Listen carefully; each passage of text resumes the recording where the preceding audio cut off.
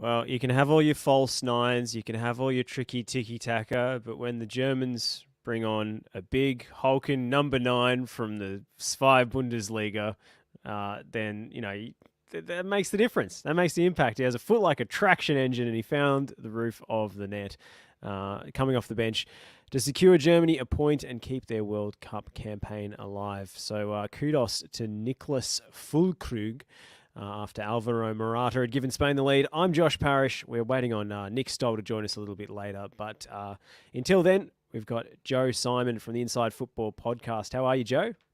Very good, Josh. What a pleasure to be here. Last night, when you messaged me, I couldn't sleep. I couldn't eat. I haven't slept in about a week anyway, but very exciting to be here. Very happy to be with you. Well, it's just as well you rocked up, mate, because there's an astonishing lack of ticker from Yeah, the rest of the TNC crew this morning. I have Um, noticed that. Yeah. incredible. But Spain won, Germany won is the main game of the evening, and to me, this was the highest quality game of the World Cup. We've had a lot of drama and a lot of interesting stuff happening, but this to me felt more like a Champions League game where both teams were trying to play out, both teams were pressing, both teams were taking a lot of risk, and I was just enjoying the pretty football on display. Oh, you're exactly right. It didn't feel like a group stage game. It felt like a lot more than that, and it was the technique and the intelligence. I mean, both teams play a similar style of football. They both like to control possession and press high. And Hansi Flick, got credit to him, he saw what Spain did to Costa Rica, but he still deployed a team capable of taking it to Spain. It didn't kind of go that way for Germany in the first half. I mean, I think they ended around 30% possession, 32% at halftime, which I don't remember seeing from a German team in a very long time. But I mean, it was the quality of football. I mean, the players capable, like their off the ball movement was incredible. The passing and the triangles to move the ball forward, it felt like, it felt like much more than a group stage game for sure. What do you think changed in the second half? Because Spain seemed so superior in the first. They got their goal, and then around the, I want to say 70-minute mark, and we talked about bringing on the big number nine, but I don't think that Mm. was the only reason that Germany surged back into it.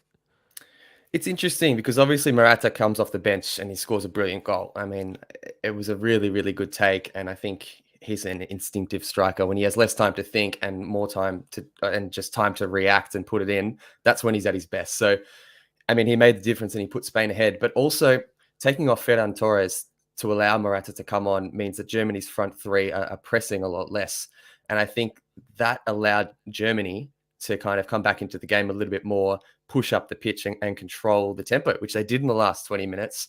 And you saw them create more chances and then allow Big Fulkrug to do the business. And I think while Maria, as I said, Morata making the difference, it also kind of changed the tempo of Spain's play, which got Germany back into it. I have to say, I've been really impressed with Jamal Musiala in this Yeah. tournament. He did miss a sitter though. He should have squared it. I mean, if he scores from that, like entitled to shoot from there, but you got to score. Otherwise, Mm. big full Krug is going to be pretty ropey with you. But I've been really impressed with him. I did laugh when Martin Tyler brought up the fact that he could have played for England. I'm like, Mm. well, he'd probably be sitting on the bench next to Phil Foden because Gareth Southgate didn't think he was a safe, sturdy option in the starting 11. Yeah, that's right. He's incredible though. I mean, there's been a lot of talk who's going to be the next young kid to to shine out of this World Cup. But if he isn't already, he should be a household name. I think he's got about 12 goals for Bayern and about 10 assists for this season, which is incredible. But the way that he dances through midfield and can control the ball, there was one moment actually in the game where he took one really nice touch to evade Gavi and then one to get rid of Pedri. And he drew a foul in, and just that the midfield three of those, I feel like we'll be seeing a lot of them in years to come. But he's just so silky, and he's really good in that final attacking phase where I guess Germany were lacking someone to kind of create a chance, and he's the one. He makes a real difference for them. Yeah, and I thought Leroy Sane was great off the Mm, bench as well. Like a lot of obviously he's got that ridiculous pace, but just his dribbling ability is really eye catching. He could have had the winner. I mean, I don't think Germany necessarily deserved the win, but they were mm, piling on the pressure in those last 10 minutes or so, and Spain couldn't really get out of their own half too often. I thought Gavi when he came off and Coco came on in his place in midfield, I felt like that was the wrong sub for Spain. those two, Pedri and Gavi, have such a good understanding for obvious reasons. It's kind of, it reminds me of those old Pro Evo games where one player retires and then they immediately regenerate that player at like 16 years old with just a different name, but he's got the same face and everything. So as soon as like Xavi and Iniesta retire, just Pedri and Gavi just get Morphed respawned in. and Yeah. Spain, Spain go again.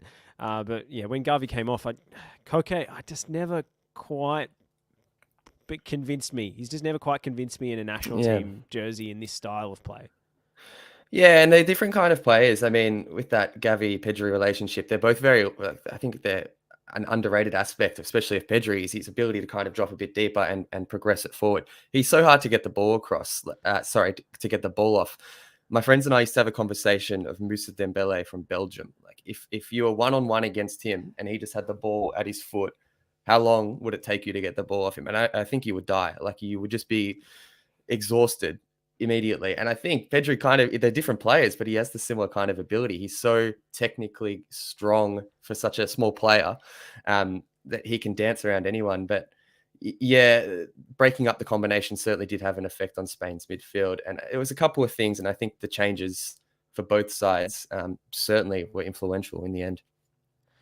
Yeah, I mean, where do you see this finishing up? Because Germany, obviously, they've just got the 1 point from 2 matches, but they're still very much alive with the result in the Japan-Costa Rica game, especially leaving this group wide open. They play Costa Rica on the final match day. Do you think they'll sneak their way out because they're still bottom of the group? I think they will. I think Costa Rica got obviously an amazing result, which I'm sure we'll talk about, but I don't see any problems for Germany getting through that game. And then, Japan have the small task in getting over Spain. So they haven't automatically qualified yet. And I think so Germany will get the job done against Costa Rica. And I think, again, we'll talk about this when we come on to the Japan Costa Rica game. But the 4 teams in this group all play a bit of a different style. I mean, you saw Spain absolutely have the quality to break open Costa Rica. They were completely overwhelmed and passed through them.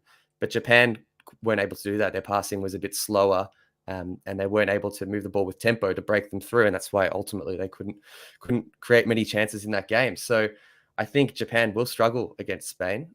So I wouldn't be surprised if they didn't get a result there and Germany did. What do you think? It's tough because, Spain, Japan, I could see that ending in a draw and potentially like that. Then it comes down to, Germany beating Costa Rica by enough goals, which they probably will.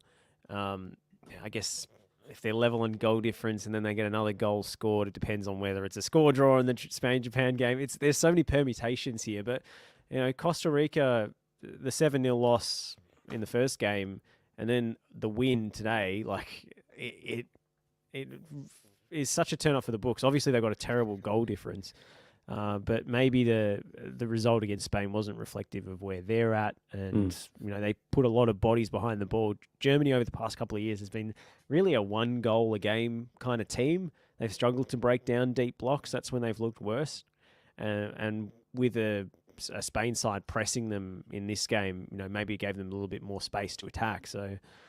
Yeah, I don't know. The answer is I don't know. It's interesting because coming into the tournament, I mean, Timo Werner was ruled out, even though he's not really a proven reliable goal scorer. But Germany have a lot of players like Musiala, who we spoke about, and Gnabry and Sané, all very good and capable of chipping in with goals, but they're all at their best playing off or with a number 9, a true number 9. I don't think Krug starts the next game, even though, how hard did he kick that ball, by the way? It's like great. the ball insulted his family. Like, owed him something. It was ridiculous. But he's actually had a good season. I was looking him up before the tournament because of that situation that, Germany, who are they going to play on that number 9 side? And he scored 10 goals for Werder Bremen. So it's not a bad result. But I think Germany still and Hansi Flick prefers to play with that kind of more dynamic attacking 3. But do you think he could see a bit more of a look in, maybe a little bit earlier, maybe at halftime if they're struggling in the next match? I'm wondering whether the change is actually Musiala to the 9 and then Sane for Muller. Because I didn't think Thomas Muller had a great game. I've been a great fan of his over the years, but it seems like he belongs to a different generation to the rest of this Germany side. And I didn't feel I thought he was a step late, a step short. And usually, you think about Thomas Muller and he's kind of this Sheringham style player where the first 5 yards are in your head, but maybe the rest of the yards are catching up with him. Yeah, and he's another one of those players that benefits playing with a number 9 as well, because with someone like Sane crossing the ball into a 9, you often see Muller at the edge of the box ready to pounce, and that's when he's at his best, creating as well as being an attacking threat. So yeah, I think that's definitely an option. It's interesting because Spain definitely weren't spoken about as one of the strongest favourites going into the tournament, but they certainly seem to have everything in line. I mean, the way they play, the way they control the game, and their passing to break through anyone, they're capable of beating any team in the tournament, I think. Yeah, I mean, why do you think we underrated Spain going into this tournament? Like collectively, as a footballing public, they weren't really spoken about as favourites. Maybe they should have been. A lot of talk about Argentina, a lot of talk about Brazil. You know, Spain wasn't really on the radar, but they were impressive in the Euros. They are very unlucky to lose a semi-final against Italy, where they should have finished off their chances. Olmo, Morata, we know all the opportunities they missed, and Italy were lucky to scrape through to the penalty shootout. But then, they seem to have a more cohesive brand of football, and a manager who is willing to put his stamp on a team and really like a lot of the teams in this World Cup are kind of samey 4-2-3-1s, kind of transitional football, one star player sort of sides, and you see that a lot in internationals. But with Spain, they're so distinct, and they seem to really know who they are. Yeah, definitely. I mean, I think they have the most obvious identity of any team in the tournament for sure, and they've made the final four in their last three competitions, so Euro 2020 and the last two Nations League. So they're a very good tournament side. You could almost slot any Spanish player into that role, into their side, and they would know their role. They would fit in perfectly because of the way they play as a team, and they know everyone around them. I think perhaps we underrated them a little bit because you speak of Argentina and Brazil, they have Messi and Neymar and many other players who are genuine stars, while Gavi and Pedri and even Dani Olmo. I mean, Spain have some very, very good players, but perhaps people didn't see them having enough firepower or enough, I guess, star quality to mix it with the best of Brazil and Argentina or even France. So that might be a reason, and another reason might be the striking options. I mean, a lot of people were saying before the tournament where they're going to find their goals, and Morata, could be inconsistent, even though he's proven again today that he can take his chances. And then obviously 7-0 in the opening game against Costa Rica. Their goals can come from a lot of different sources. But before the tournament started, I think a lot of people were questioning their firepower. I don't think that's questionable at the moment, because I think one of the most important qualities of a team, especially in competition football, is avenues to goal. And Spain have about 7 different players that are all very capable of making a difference in the attacking third. So yeah, I don't think anyone's going to be underrating their goal scoring ability now. See, my question mark is still, is Morata going to deliver when they really need a big goal from him in a high pressure situation? And as you say, he has time to think about the chance. He gets put through 1-on-1. I still don't trust him. I still remember all those misses in the Euros and things. And that's the reason, actually, why I didn't pick Spain to win the whole thing, is because I thought Morata would bottle it. And that's kind of brutal, but that's his reputation as a player now. And, they've got other striking options, obviously. Olmo, I think, can play through the middle. Asensio too. But Luis Enrique clearly has a soft spot for Morata, and I think he will bring him on, or he will start him when it comes to the crunch matches. And he's got an opportunity for redemption. If he doesn't, score those big goals, if he does miss more big chances, he's going to develop a sort of Higuain style reputation for not delivering in big tournaments, which is kind of unfair because he's so talented, and he creates so much with his movement across defenders, his movement in the box, his movement in build-up play is so intelligent. Definitely. Yeah. It's a bit sad for him because, I mean, he proved today in that exact situation, a high pressure game. It was 0-0. They needed someone to break open the game, and he scored a magnificent goal. Like that goal was brilliant. Like that finish and the time he had to pick his spot, absolutely brilliant. But you're right, and people remember a lot of the chances that he's missed in the Euros for Atleti, for Real, for a lot of different teams, and kind of, I guess, underestimate his quality. He's one of those players that you say his name and you kind of wince a little bit because you remember those qualities. But I think for him, he is better than a lot of people. He is better than a lot of people do give him credit for. You're right, though. Time will tell whether a situation comes down to him one-on-one and to see how he takes it. That would be the big question mark. Whereas, we expect an Mbappe or Neymar or Giroud even at the moment to put it in. Keep your comments coming through on the YouTube. Alan Rice says Stoll no ticker. Couldn't agree more. Geraldo asking whether Stoll's still hungover celebrating the Messi goal. I think that hangover will take several days to recover from. We've got someone coming in. Daffs to 25. Greetings from Portugal. Hi, guys. We've got some international viewership. Very, very good. Who do you think wins, Portugal or Uruguay? That's a really good question, and that is a tasty group that's coming up. Ghana, extremely unlucky in that game against Portugal not to have that equaliser. The agonising Iñaki Williams chance where he caught the keeper napping. Now coming into this game against a Uruguay side that is definitely at the tail end of its prime, shall we say. Yep. Joe, how do you see that one going? Well, it's a good game, and greetings from. I mean, as you're a man in Portugal, we'll say Portugal. I mean, all the way, I've never doubted them. They're going to win the whole thing. Now, Portugal, they were. It's interesting because before the tournament, I thought perhaps they weren't. We talk about Spain being a very cohesive unit. I wasn't sure that Portugal were going to be that, despite the quality that they have. They have so many unbelievable players. And I think Diogo Jota was going to be a massive loss for them because he is so dynamic and he's kind of the glue around the stars around that team that he can kind of bring them all in. He can be an attacking threat. But yeah, his link-up play and his energy, I thought, would be missed. I would love to see Rafa Leao start this game. He is an absolute difference maker. And against a Uruguay side that are very capable, they've got a strong midfield. Is a different sort of player that when he came on, I mean, he scored the goal, but he was electric and such a headache in that game. So I think to pull apart the Uruguayan defense and midfield, he's definitely a player that I'd like to see start the game. What do you think, Josh?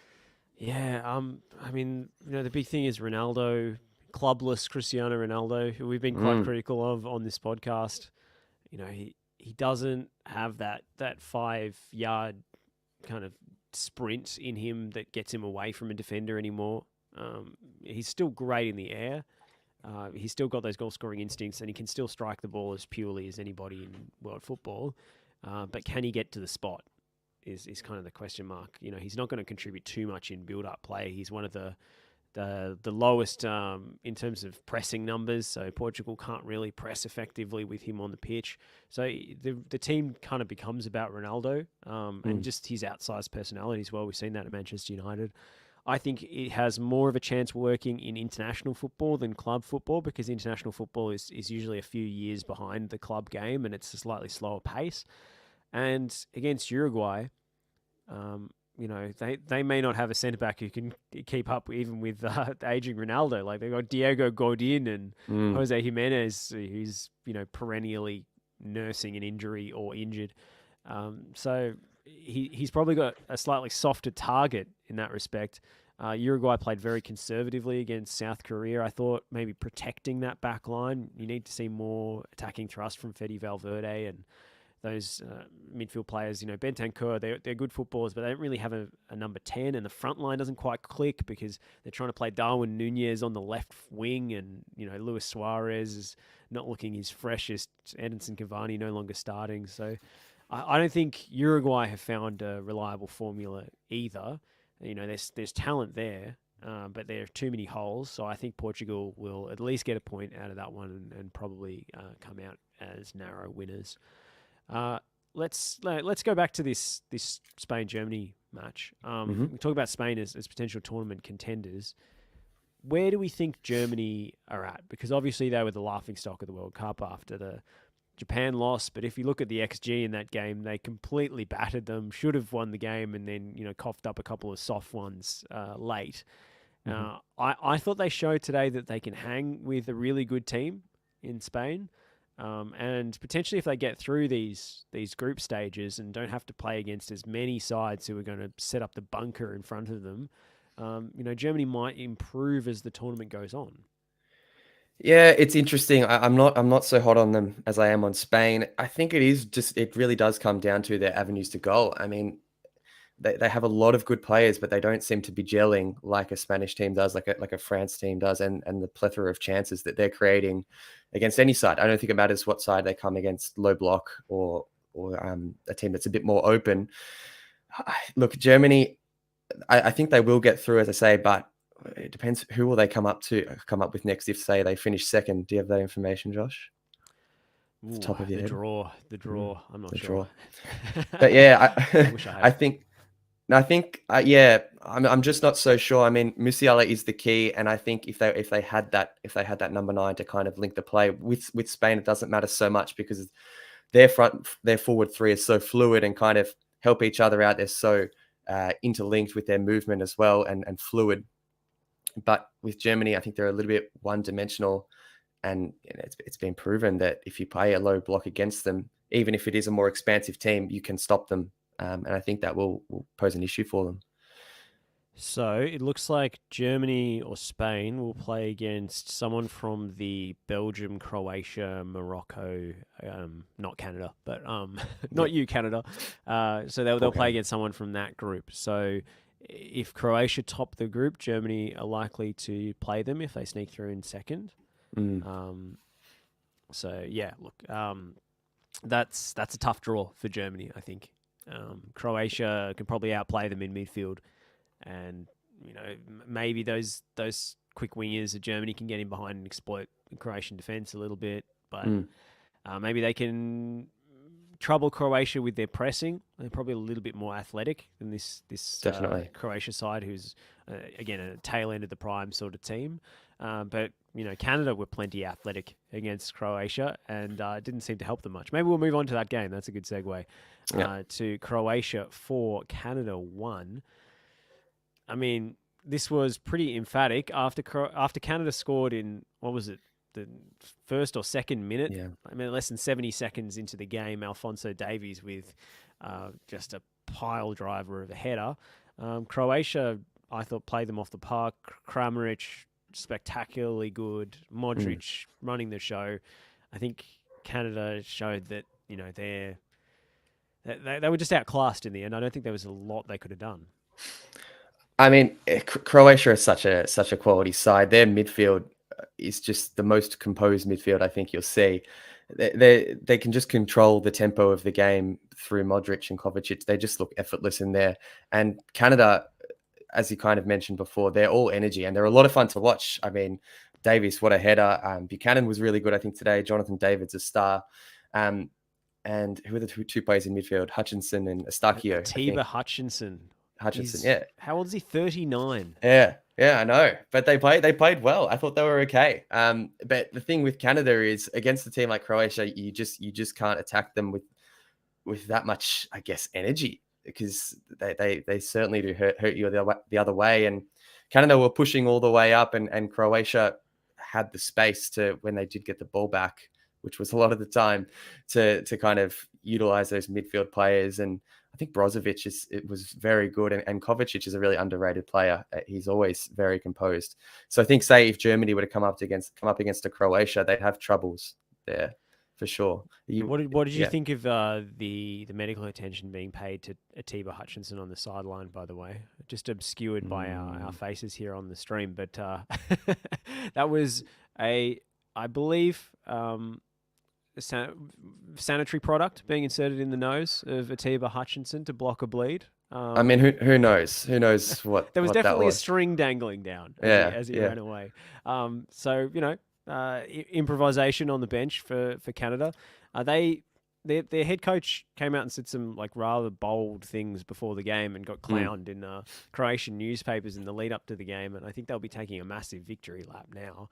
Yeah. But What did he said we were going to F them. He said Yes, F as well, didn't he? yes, he dropped a That's big good. F bomb. It was bold. It was very bold from the the Canadian head coach John Herdman, who I saw an old clip of him going around. It was like a news clip of him trying to popularize futsal in the UK in like Middlesbrough or something. He's like, this is what makes the Brazilians so good and all this, but I don't think the technical level of the Canadian midfield and maybe the Mm. athletic level of a Canadian like central midfield pairing specifically was quite up to scratch in this game. They couldn't hang with Brozovic, Modric, Kovacic. But the fact that they were playing 3-4-3 against Croatia with only a two in midfield against, three of the most technically adept and intelligent midfielders in the world seemed incredibly naive to me. Yeah, I mean, I do feel for Canada a little bit. They come up against Belgium and Croatia in their first two games. So they're not easy fixtures, and they were good in both games. I'm looking forward to seeing them at their own World Cup next time around because they do have a really exciting. The way they play football is very exciting, and I think if they were up against perhaps a different set of teams, they would have got a better result go their way. I think Croatia as well. I mean, Kramaric moved out to the right for this game, and Levaya was occupying the middle. Both of those players were unbelievable. You mentioned Kramaric before, but Kramaric, I think it was his second goal. He's a right footer, but the way he chopped in on his left and put it in was really, really good. And Ivan Perisic as well. For the start of the season, he's kind of looked like a player that's been carrying an injury or recovering from an injury, a little bit slower. I know he's getting a bit older now, but it hasn't affected the way he takes a set piece. But today in the game, I think you could see how lethal he is with his passing and ability to pick out players. He's so composed, and to get Ivan Perisic up to full fitness and at full potential is going to be really key because in the first game, Croatia did look like they were lacking a bit of attacking intent and a little bit drive going forward, but not today. There might have been a little bit because Canada were coming onto them so much, but it was still really promising to see because I think they're a good side and they're going to be a very difficult side to beat throughout the tournament. Yeah, and I really enjoyed this match, not just because of the Croatian performance. It was really entertaining, and the quality of the goals was so good. Kramaric, some of his finishes, even the disallowed goal that was just narrowly offside. I think Levaya in the build-up as he was coming back to receive the ball. But Kramaric's finish for that disallowed goal off the angle was just incredible.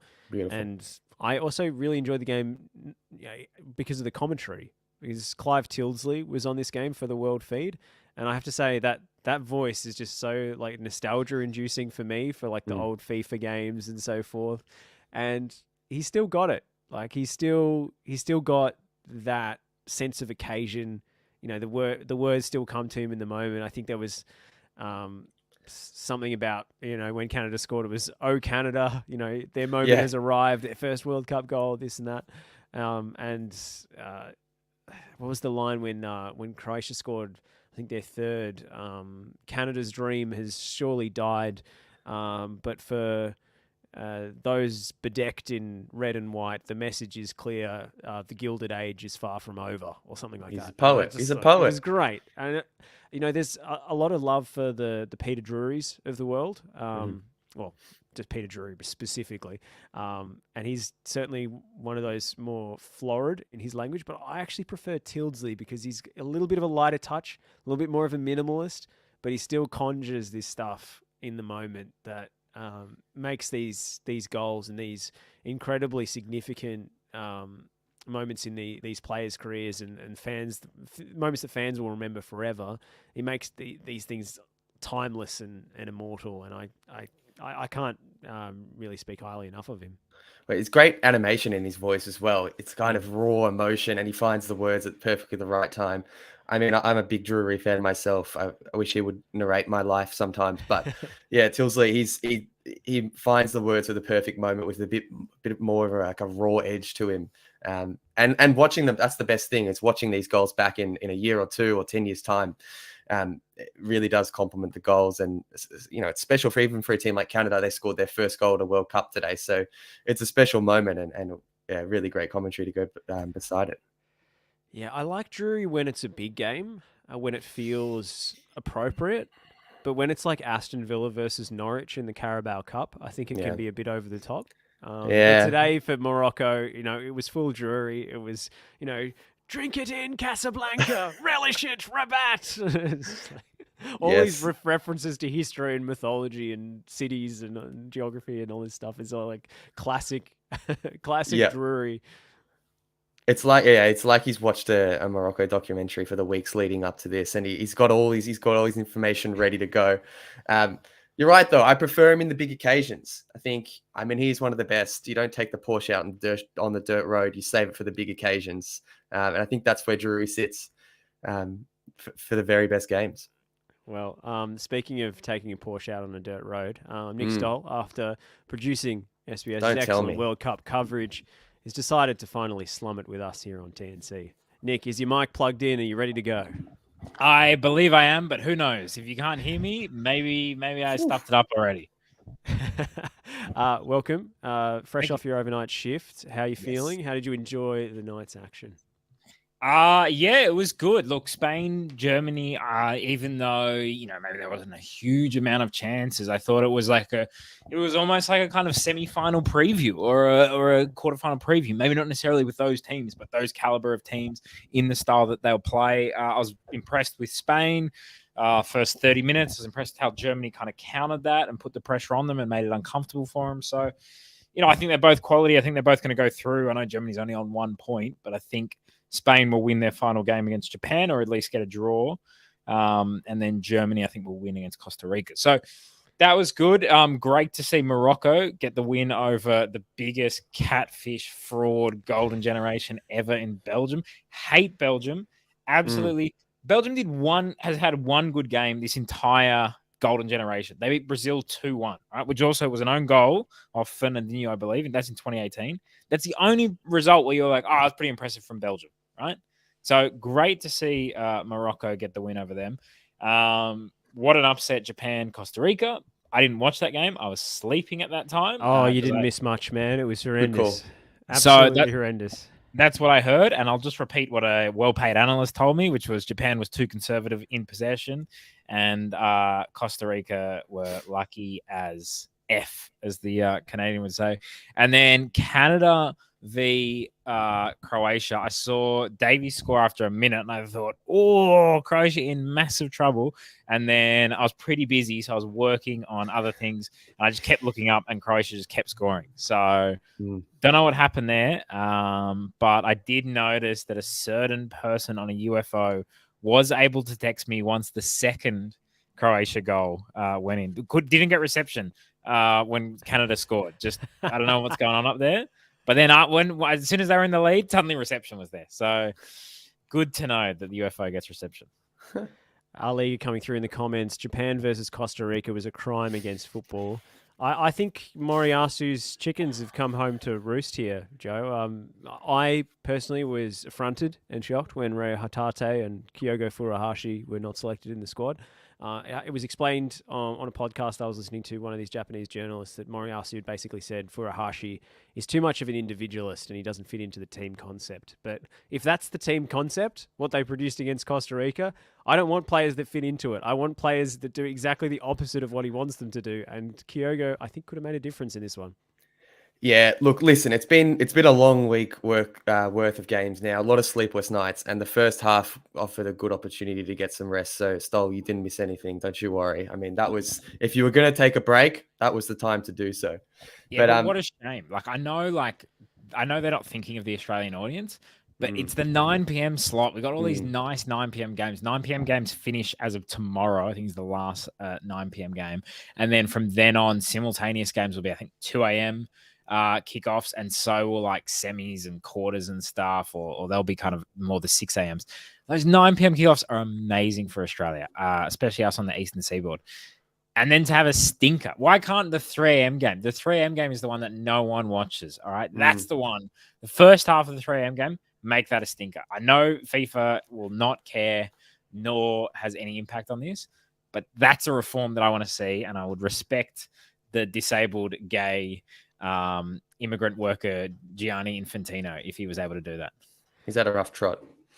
Is the 1 p.m. kickoff Qatar time, 9 p.m. our time, or whatever it is, There's never been a goal in the first half in those games. I don't believe, aside from Australia. game. Mitch Duke. Aside from the Australia game, yeah. So And Messi scored a do pen. you think the conditions maybe have something to do with that? Yeah, of course. I know the stadiums are air conditioned, but still, it's yeah. I don't know. I'm not over there. I don't know how bad it is, but I'll just say, like, it's very stupid to have a football's World just Cup better in at Qatar. night. Football's better at night. It just is. Yes, the it lights. is. It's just It different. is. It is. And you know what? Actually, I prefer playing at night. I'm like a peak 8 to 10. 8 to 10 p.m. is when I'm just like absolutely peaking. Dinner settled in. Yeah. Well, so here's the thing, right? There we go. So if you got an 8 p.m. kickoff, my recommendation would be not to eat dinner, have either a late lunch or try and get something into the body about 5. Now, people might just think I'm making this up. It's my own theory. No, I remember speaking to, well, I can't remember their name, but some like high-level sports scientist, nutritionist talking about, and I basically just did it for my own research because, they're like, oh, you got to turn up like an hour before a game and stretch. And I was like, man, I'm not turning up an hour before my games to stretch. Like, I'm going to turn up like 5 minutes before. So I was basically asking him, like, what is the best stretches you can do in 5 minutes? Now, the key thing is if you are turning up 5-10 minutes before a game, static stretches, no good. Like, that you want kind dynamic. Of dynamic, exactly. So a lot of, legs in the air, jumping, That's the best thing you can do in 5 minutes. And, that's how I like to live my life. Who's got time to, turn up an hour before and stretch and do a yoga session? Like, come on. So, but I don't know, maybe the teams that are kicking off at 1 p.m. in Qatar time, maybe they should also turn up late and just kind of have the thing, because this whole turning up on time is not working for them. Is this why you turned up half an hour late for this podcast? Is that part of the high performance advice? Yeah, like, look, I just like to keep it. I tell you why I was a little bit later. This guy on my street, right? There's a massive sign, no right turn. Can't wait for this. This guy tries to turn a truck where it says no right turn, right? This is Surrey Hills. All right, if you haven't been to Surrey Hills, think of your typical inner city, lefty streets, narrow, like basically like two cars can't really pass easily. That's why I hate all these dumbasses around here who have these big four-wheel drives. Like, I was in Vietnam, everyone's in Vespers. That's what we should be aiming for. Inner city, it should be all motorbikes, Vespers, and like a car, like you should tax it to like crazy in the inner city, right? That's how you want to solve traffic problems in Sydney. Oh, there's too much traffic. Your cars are too massive. All right, you've got these giant like spaceships. Oh, because I've got a kid and I need to fit someone in the back, and I want to be able to. Man, you got too much shit. All right, stop putting like.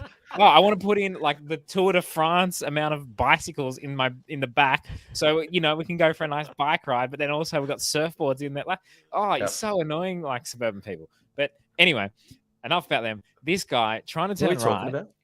Look, talking about this guy who's trying to turn right, and then I wind down my window and I'm like, man, it says no right turn. Like, look at the sign there. And he goes, no, bro, they've changed it. I go, what do you mean they've changed it? Right there. He goes, I've been working on construction here for 2 years. Like, bro, I've been living here for 6. All right, what are you talking about? I remember when they put that sign in, and I was like, oh shit, I can't do no right turns. Now I don't mind. You can do a quick right turn if no one's around. Firstly, and B, you don't have a truck. All right, this guy's trying to pull off a 10:30 a.m. right-hand turn with a truck. All right, and here's the worst thing about it. Guess who won in the end? Him, because I had to back up. Because in the end, he had a truck, and this is what life is. Sometimes you just have to adjust for the dickheads that are out there. There's a margin for error in life that we have to accept, and it kills me. But in the end, if you're out there and you're smart and you're not going to win. The ones who are going to win are the dumbasses. That's why we got to put warning labels on everything. And like, we have limits imposed on us for dumbasses. And in the end, they win, and they have more than us. They have the majority. So it just gave me a little bit of like reflection. Maybe I'm a bit sleep deprived, but I was just like, I can't believe this guy's turning right now. Listen, this is a football podcast, Stolt. Josh, podcast. I know I'm it's new. Sometimes a culinary podcast. I'm new here, but look, I'm not sure if the Nick Stolt traffic party is always on the agenda. Maybe that should be what's on the 9 p.m. slot of game. Just have Nick 9 minutes, let him go, trucks, everything. Man, look, there's just some things that frustrate you, and you just need to express them. Whether that's Belgium's terrible football, which by the way, like Roberto Martinez, like please no one hire him. Okay, that's like another thing. This guy's gonna get fired, and it's gonna be like, all right, where does he go? What's his next job? Like, bro, don't go to any jobs. All right, you just suck. Like, I go to TV. I think you're better on TV or something, but it's just, I'm sorry, man. Like. You had an amazing team and you never did anything interesting with Hazard, De Bruyne. How many cool players did they have? And nothing. So sucks to be them. And also, I was listening on my way home as well, professional. And I did hear, Joe, you said, I think you said Croatia is the most complete midfield or something. I think it's Spain. You don't think it's Spain? I don't think I think I said they're the most composed midfield. I think in terms, Spain are up there as well. They're close, and I know what's coming. I mean, after that truck dialogue, I think I've got a truck coming at me. But I think Croatia. No, I think Croatia. It's an interesting kind of debate. I think it is for sure. I'd love to see those two teams go at it because, like Modric, Brozovic, Kovacic, they never look flustered. They never ever look like they're worried about being on the ball until they come up against Gavi and Pedri and Messi. That's it. Well, not Messi, but what would happen is Pedri's going to get on and they're going to be like, oh, shit, why is this 18-year-old kid Pedri. so good? Can I draw the attention to a message that came through in our group chat this morning? Pedri will win 2 Ballon d'Ors. Yeah. Yes. I think it's actually the plural stole is Ballons d'Or. But anyway, whatever. Man. I won't begrudge you that. Well, you're right, but look, people can turn right wherever they want, even if there's not a sign. So I thought I was making a big call when I said Pedri and Gavi are like the reincarnation, the respawning of Xavi and Iniesta. But neither of those players won a Ballon d'Or. So what makes you think that Pedri is? I know you were half joking, but what makes you think that Pedri is different? No, I'll tell you why. Because there's not going to be a Messi in their era. Like Iniesta would have won 2 if it wasn't for Messi. Just like it was ridiculous. He's scoring like 90 goals a year, and with like 45 assists or something. Like that's just you can be an amazing player, but that numbers is just like okay, it's just freakish. So there's not going to be maybe there's a Haaland or something in his generation, obviously, and an Mbappe. But I just think there's going to be times where Pedri will lead his team, whether it's Spain to a Euro Championship or a World Cup, or Barcelona to a Champions League, and he's going to be like the main factor in those kind of teams. So I think he is so like it's freakish how good he is so young. Iniesta wasn't this good this young. Right? Iniesta went on to be like an amazing for me, probably the best midfielder ever. But Pedri is ahead of him at his age, and we see it time and time again, whether it's the Euros, the World Cup. Like he's just so talented. I think Spain actually, like in that game, it made me think like the 7-0 against Costa Rica. It's like okay, like it's Costa Rica, and you see this a lot in World Cups. One team will just smash another team, and everyone gets a bit kind of excited by them. That's not the real test. The real test was today against Germany in a game where Germany maybe not necessarily needed to win because of the result earlier, but definitely, they were going for the 3 points. And I just think Spain, managed it well. And had they taken their chances, would have done better. So I think right now Spain is one of the favorites. But how often does the team that has like the opening game thrashing, how often do they actually win it? Very rarely. Argentina versus Serbia, Montenegro in 06, I think it was, 2002, Germany, Saudi Arabia.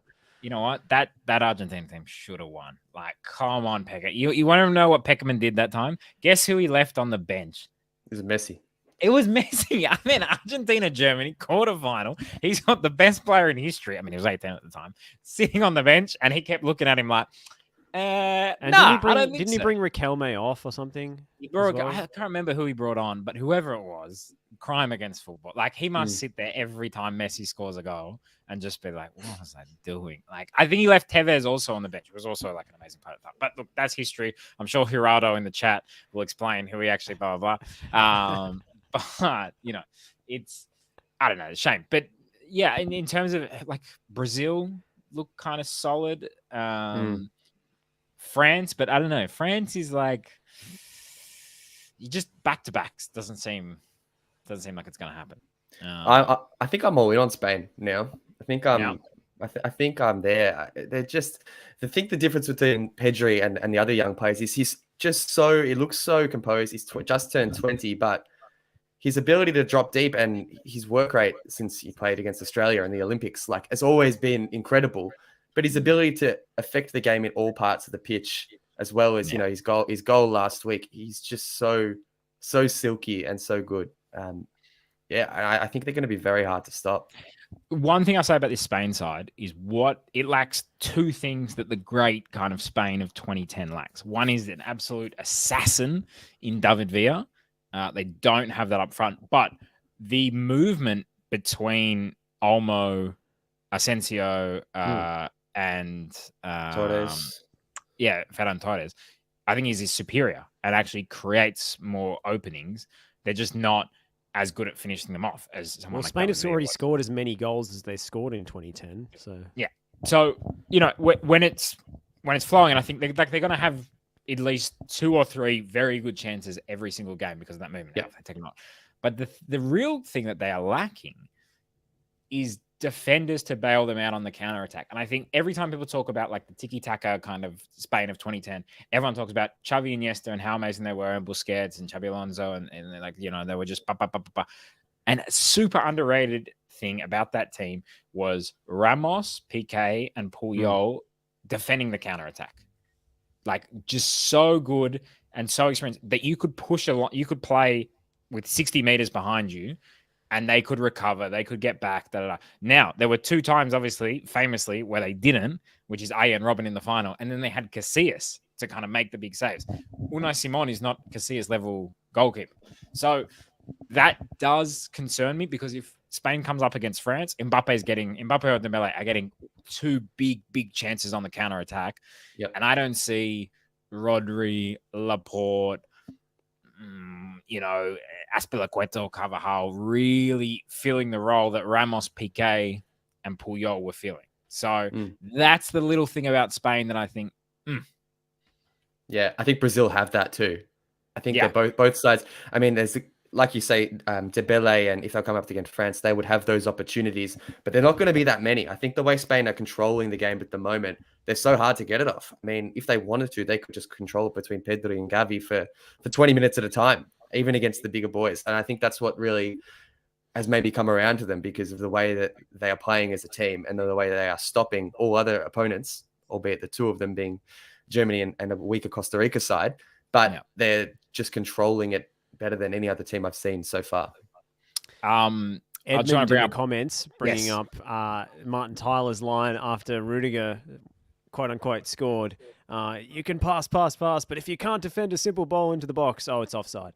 But I would what do you argue, make of this? Because there was a narrative going throughout the game, and a bit of it at halftime and full time as well, that it doesn't matter if you've got all these little technical midfielders. If you don't have a big Nicholas Krug who can smash the ball into the roof of the net, what's it all for?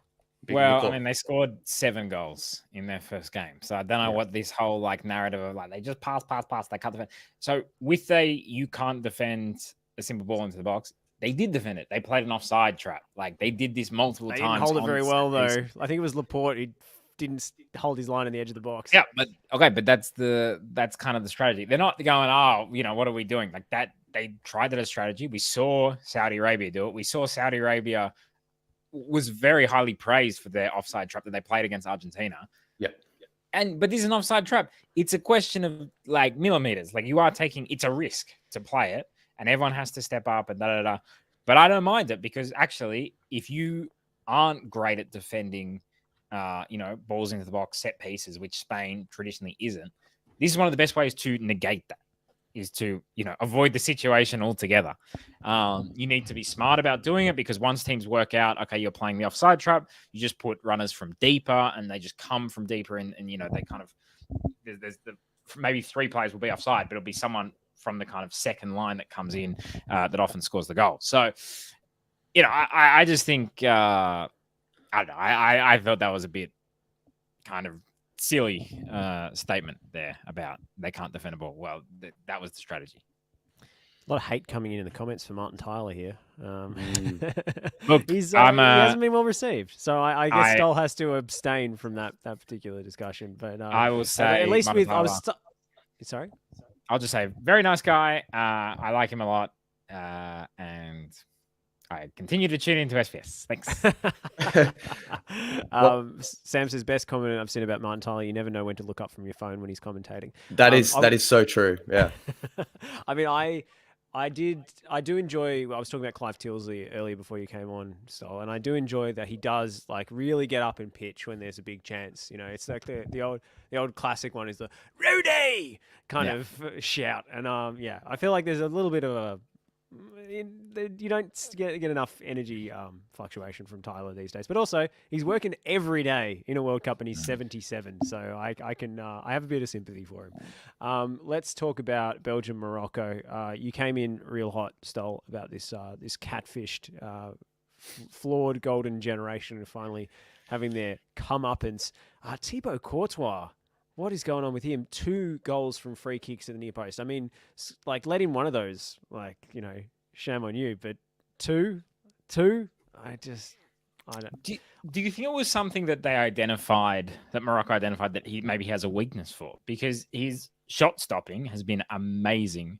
I say he let in 2. One of them end up being ruled offside because Saiss put him off and he was in offside position. But Saiss also running in on the second one, they were so similar. And as you say, that could have been part of the plan. I feel like it was. I feel like they identified that, you know, he's been one of the best goalkeepers. He's probably been the best goalkeeper in the world for the last 12 months. Real Madrid won the Champions League off him. Like, you know, that's the reason that they won it. But maybe they identified the fact that, he's an excellent kind of shot stopper. He's actually pretty good coming for crosses. But that kind of whipped ball in where he has to kind of, you know, you get caught in 2 minds. So pretty interesting if that was the strategy. And the fact that it happened twice, you kind of feel like it was. And, you know, fair play to Morocco. I feel like that's what, you know, a lot of these quote unquote weaker teams should be doing, is really breaking down, you know, these stronger teams, finding their weaknesses and exposing them time and time again. Also, I mean, the goal from Aboukalal was, I mean, the whip on that. But Hakim Ziyech, every time I see him, and obviously he hasn't played a lot for Chelsea this year, but he has a wand of a left foot. I know this isn't a hot take or new information, but every time I see it from that reverse angle of him cutting in on the left, the ball just like lofts and holds in the air and drops at the perfect point that it's so hard to read coming off the foot. I mean, I sometimes feel bad when goals do go in like that with so much whip, because it's just an unstoppable quality sometimes. And I think it's less on the keeper and more on the quality of the ball coming in.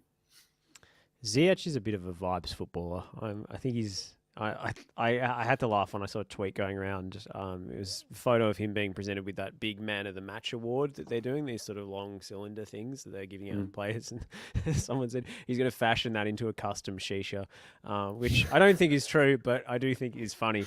Ziyech, he's one of those mercurial talents that has never quite kicked on as a top level performer in, you know, European football consistently.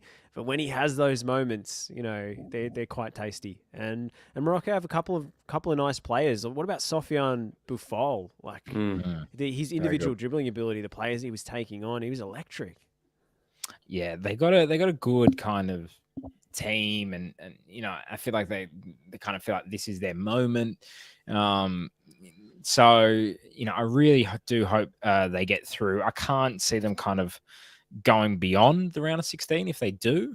I still think there's some weaknesses there, but you know, they're also one of these teams that's really kind of well supported. And I think it was a really interesting contrast yesterday. Argentina, Mexico. Look, it was a tough watch the first 45 minutes, but the atmosphere was incredible. Argentina, as they always do, but especially this time because they really, really think they're going to win it, have taken an incredible amount of fans to Qatar, probably one of the biggest traveling contingents. And I think I read in Sid Lowe's piece, which was really good, because it's not just fans from Argentina have come. There are Argentinian fans who aren't Argentinian who are going there. People probably like me who are just absolutely obsessed with Messi. And I don't know if you saw the footage, but in Bangladesh, there was like this massive, like basically what we had for Fed Square when we scored. They had the same, but in Bangladesh for Messi, because there's that many Messi kind of fans and Argentinian fans there. So really amazing atmosphere.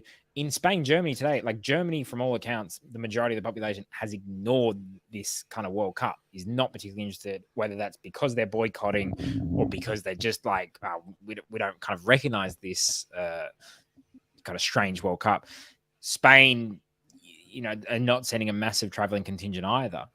So I really am enjoying the games where there is a big atmosphere, Morocco, Tunisia,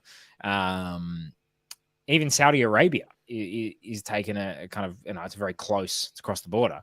But it is really good to see because it can feel a bit stale, these games, without a great atmosphere.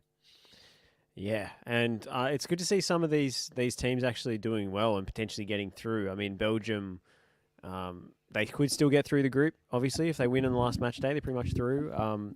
But they remind me of a team that should be thinking about changing from open age to over 35s at this point. Like, it's like, oh, these guys are getting a bit quick. Should we play the veterans? Like, it is, and I think they've always flattered to deceive.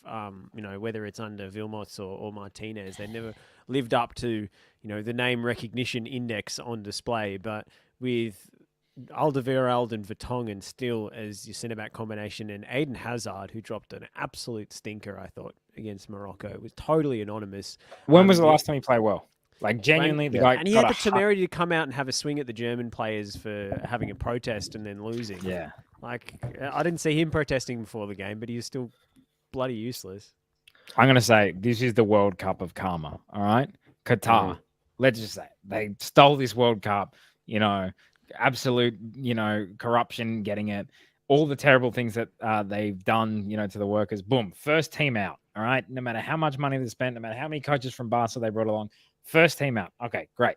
Then Neymar.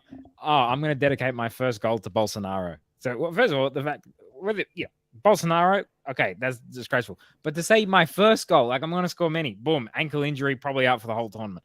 Okay, next one was Eden Hazard. Oh, well, the Germans, why don't they just focus on winning? Boom, look at you, my friend. Why don't you focus on winning? All right, nothing. I don't know if you can think of more examples, but this is the World Cup of karma. Oh, the Canadian coach. Yes. We're going to F Croatia. Man, you lost 4-1. All right, you nearly got a manita. All right, that's a full effing. So if I'm Graham Arnold or whoever, I just shut up about everything. I don't say anything about anyone. Yeah, I like it.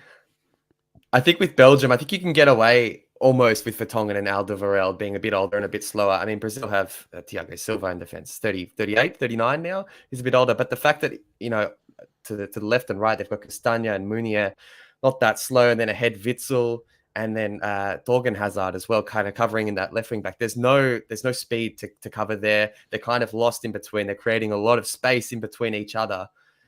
It just doesn't look good. It looks slow and sluggish. And they've got some good players. Like Trossard is a very good player, and he came on today. And he's proven this season that he's capable of taking a chance or taking a bit of space to open the game up a bit. Jeremy Doku as well. He's electric. Give him a shot. But I think that's what we expect from Martinez now. Like, what you're going to get, and he's not going to make any changes for the final game, I wouldn't have thought. I think they have to get dumped out and then refresh. I don't think it's like he's not going to... The hierarchy doesn't change. I think the coaches, it's hard to... when you've got a group of players that you've been loyal to, it's actually quite hard to bring in a new generation. Very few international managers are able to refresh in that fashion. So I think they're just going to start again after this World Cup. I don't think they're going anywhere. We should bring this episode to a close, but not before we do some predictions for tonight's games. The last 9 p.m. kickoff. We pray that it's a watchable fixture. Cameroon versus Serbia. Stoll, who you got? I think Serbia is going to win this one. It was a tough opening game against Brazil. Probably the favourites for the competition. I wasn't massively impressed with Cameroon against Switzerland. So I'm going to say Serbia is going to win this 2-0. Joe? I mean, Samuel Eto'o thinks they're going all the way and going to defeat Morocco to lift the trophy. So I'm a big Eto'o man, but Oh, and also I'm a big Zambo Anguissa fan. I think he's been fantastic this season. So I'm looking forward to watching him. But I'm with you, Stoll. I think Serbia 2-0. I was hoping that Big Mitrovic was going to start like a house on fire. He does look a little bit unfit, especially in that first game, but I think he's still going to have a big tournament. I'm backing him in, and I think 2-0 Serbia. I think a lot of this depends on whether Kostic is available. I don't know what the latest is on him. I'm going to say if Kostic starts, I think Serbia win. If he doesn't, I'm not sure. I think it might be a draw. So, I'm just putting an asterisk on that one. But yeah, they didn't have their first choice lineup available, Serbia. For Cameroon, I'm curious to see whether Vincent Aboubakar gets the nod because he reckons he's better than Mo Salah, but he was left on the bench in the first game. And how they balance those sort of three strikers that they've got in Toko, Akambi, and these guys, I'm not sure. It doesn't really all fit together that neatly. The Karma World Cup. You say things like you're better than Mo Salah, you're not going to score any goals. South Korea versus Ghana coming up tonight. I can't wait to watch Ghana, actually. I can't wait for the Bakur Frimpong reaction one way or another tomorrow. Oh, this is a tough one. I think it's going to be close. I'm going to say 1-1. I mean, Ghana were fun to watch, weren't they? And I think Heung-min Son still wearing that mask gives him about plus 20 power points because you always play better when you're wearing a mask. So I'm going to go 1-1 as well. I'm with you. I think this is the Karma World Cup, and apparently some of the Korean players made some disparaging comments about Ghana in the lead-up and said they had bad teamwork or something. I can't quite remember what the exact words were, but I think Ghana are going to make them pay. I'm going to say 2-1 to Ghana as well. Well, just quickly on the Karma World Cup. I mean, we've got the big one next week, Uruguay, Ghana. That's the ultimate karma. Nah. Oh no, too far back, you reckon? But first of all, it's past. They had to get him back they had 2 World Cups to get him. They didn't get him. Yeah. Okay. But if Luis Suarez says any crazy shit, the karma will reappear. But also, I love Luis Suarez for doing that. It was the best part about it is he does the a Buffon level save to keep it out, and then walks past the ref, and the ref is holding a red card, and he's like, "What? Who, me?" That he committed to the bit of he was biting his jersey, he was crying, and then celebrating minutes later. And then celebrating, running up and down the touchline, even though he was supposed to be back in the dressing room. Just amazing. And he was getting chaired off on that game. They actually were carrying him. He wasn't supposed to be on the pitch. He had he not done that, his team loses. So he needed to do that. It was the right play. I respect him so much for doing it. And B, he's so blatant with it. There's a point where if you're sneaky, I kind of don't really like it. If you're so blatant with your cheating, I love it. There is a tipping point where it just gets so funny. And the other thing about Luis Suarez is it's not if you play a game of cards, he's going to do the same kind of stuff. That's what I like about it. He can't switch it off. So I don't think karma is going to be affected there. That's my prediction. Well, how do you think Suarez is going to fare against Portugal? Oh, you know what? Uruguay against South Korea. I was a little disappointed with Uruguay. I thought they were going to be a bit better, but they don't seem to. That front three, man, I loved it for so long. Well, front two at least, Suarez and Cavani. They're not what they were. They're pretty washed. Suarez, and Darwin Nunez doesn't seem kind of effective enough to lift them up. Nunez is pure chaos. And and actually, anything could happen. If he's shooting first time, it can rocket in. But if he tries to actually control a ball, then it could go to the corner flag. Can I caveat on if Rafael Leao starts? I think Portugal will do. I really like Rafael Leao. I think he's such a talent. If he doesn't start, I've got a feeling Uruguay maybe could get a 1-0 or a 1-1. If Leao starts, Portugal win that. Stoll, you should have been listening to the podcast while you're waiting for that truck to turn right, mate. We're all over the Leao bandwagon. Don't you worry. All right, good. What's your tip, Joe? Oh yeah. Yeah, I'm going to say 1-0 Portugal. I think you mentioned it before, Josh. I think Valverde, he's really effective when he pushes up a little bit further, and Bentancur as well can sit a bit deeper but drill forward, but they weren't really doing that in the first game. Darwin Nunez, I'm actually quite big on. I think, he's pure chaos, but sometimes that's good in competition football. He can make the difference. But Portugal, I think they've just got too many stars, too much talent, and too many avenues to go. To me, this has 1-0 Ronaldo first half penalty written all over it. Gross. Brazil versus Switzerland is the other game. Stolt, are we going to see more Jogo Bonito from Richarlison and co? Yeah, but it wasn't really Jogo Bonito. I mean, well, it was kind of that it was pretty underwhelming, followed by an amazing bicycle kick. That's the essence of it. It's always been myth. It's always been built on myth. It's a myth, but in the end, they can look really good on that. And that Richarlison thing is going to look amazing in like compilations and YouTube things in years to come. I don't know. Yeah, I like Brazil, but I can also see like a 1-1 here. Just a little stumble, a little bit of a frustration. Switzerland kind of well organized, a good kind of competitive team. We saw them get a really good result, obviously, against France in the Euros when they knocked them out. So I reckon 1-1. Yeah, Switzerland, and they played well last week as well. But I think Brazil, too much. I mean, the fact that they've got so many quality players and then can still bring on Gabriel Jesus and Martinelli, who are both stars, but also know each other so well and play together. They've got a lot of little links like that in their side. I think they're going to be too much. 2-0 Brazil. I'm going to go with 3-1 in favor of Brazil. And the only reason I'm predicting that is because the vibes are good. You know, Lucas Paquetá is leading the drum circle. They're feeling good about themselves. They're confident. I reckon they'll run over them in the end. You know what? Brazil's always got the vibes with the music. They're always going to have a good party. It's like, when Ghana turns up and they're like singing like on their way to the bus, and then like they don't actually even play that well. But I actually think the whole Neymar thing. So Neymar's obviously out injured, and there's this whole thing about like some Brazilians were celebrating the fact that he's injured, and then all these people came out and said, "How dare you do that?" I just wonder if that's gonna have a little bit of an effect on Brazil. Karma World Cup, karma for those supporters. Yeah, it's true. But Neymar, he's the leader on the pitch in terms of when they get the ball, when they're in transition, they look to play him. He's kind of the number 10, the creator. When you don't have that, there might be some confusion. So I just think that's why it's going to be like 1-1. All right, fellas. Thank you very much for your company this morning. Joe, thank you for jumping in while the rest of the TNC crew had Tika lacking. Stoll, thank you for making a grand entrance at the halfway mark and giving us your AM Talkback radio rant about illegal right turns. Really appreciated that. well, thank you. It's a pleasure to be here. Thanks, Josh. Pleasure, mate. We'll speak to you again soon. Thanks and success.